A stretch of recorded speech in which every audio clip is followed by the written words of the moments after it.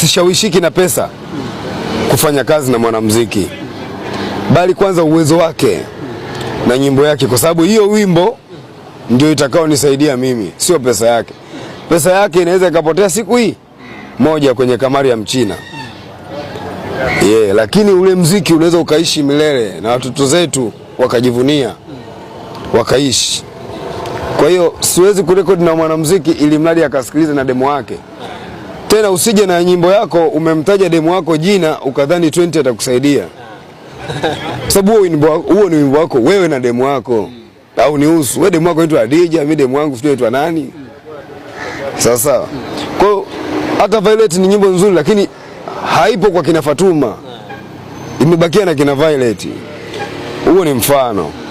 So ukitaka kuimba na 20%, kwanza cha kwanza uwe mwanamuziki.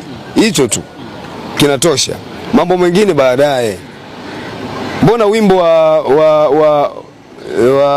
wa dogo mmoja limba na Feruzi Kaisari hata ameanza kusaulika. Kutokana na nini? Ule wimbo umemsaidia sana Feruzi kuliko Kaisari. Kwa sababu gani? Kwa sababu wimbo ulikuwa mkubwa, mwanamuziki alikuwa ni mdogo, alafu hajautendea haki kuliko yule mwanamuziki mkubwa. Mwanamuziki mkubwa akautendea haki ilivyo mpaka ukawa ni wimbo wake. Akawa anadaiwa kwenye show. Anakataa kuimba mpaka anabidi tu aimbe kwa sababu aliimbaga. Ushaelewa? Kwa hivyo usipende kuwa unashirikisha watu bila kujua wewe na wao mutafiti vipi. Umeona? Mimi niko na watu ambao nimetoka nao Farmboys. Mimi ndio nilitoka katika Farmboys, lakini mna hata mtu mmoja ambaye ninashawishika kumshika. Sababu ya tabia. Hawana tabia za wanamuziki wengine. Ushaelewa? Maana mwanamuziki ana tabia zake. Mwanamuziki kama anataka kulala kwa sababu msingi wake ni akili, msingi wake ni kichwa. Lakini wao ndio wanakuwa wa kwanza kukuamsha. Mwende mukakeshe. Sasa hao wana muziki gani?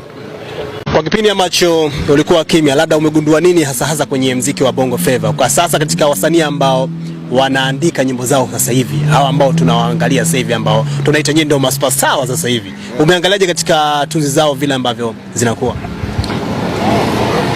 Wanajaribu.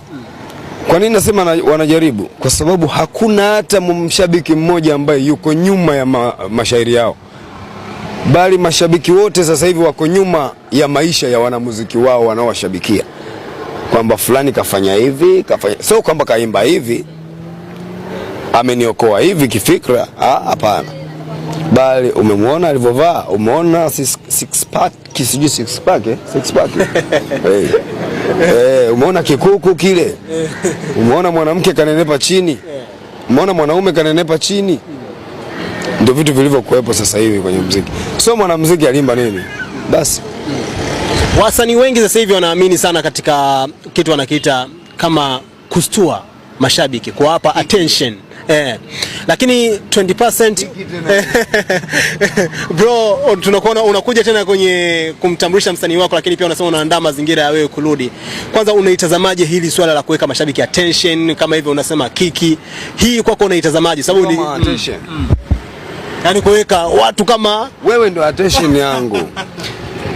Mimi siwezi kutembea kwa magoti kutoka Kimanzi hadi Kawe kwa ajili ya kutaka kutoka kimuziki au kutaka kupasua. Ila mimi naandika sana.